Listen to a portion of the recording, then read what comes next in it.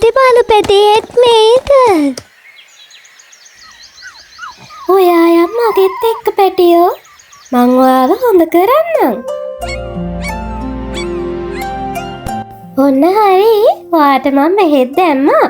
මේ කිරි එක බීලා ඉන්නකෝ.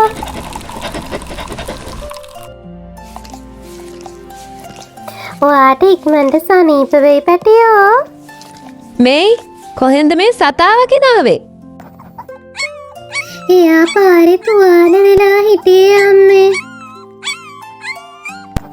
එයාට බෙහෙත් කරලා ඉවර නම් ආපහු ගිහින් දාන්න හිටපු තැනටම. ගෙදර තියාගන්න ලෑස්ති වෙන්න එපා. මං තාත්තට කියනවා. තාත්තා ආවම බලමුකෝ අම්මේ. තාත්තේ අපි මේ බලපැටියව තියාගමුද? ඔයා කැමති නම් තියාගන්න දුව. අනේ තාත්තා කොච්චර හොඳයිද? කාලය ගෙවිලා ගිහින් බලු පැටියා ලොකු වුණා. ඒත් අම්මා නම් තාම මේ බලු පැටියට කැමැත්තක් නැහැ. ඉතින් ඔන්න දවස්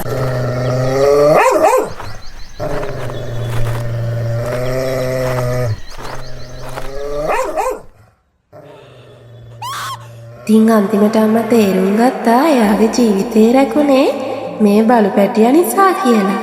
ඉතින් එයා ගොඩක් දුක් වුණා වගේම එදා නම් බලු පැටියට ගොඩාක් ආදරෙන් සලකවුවා.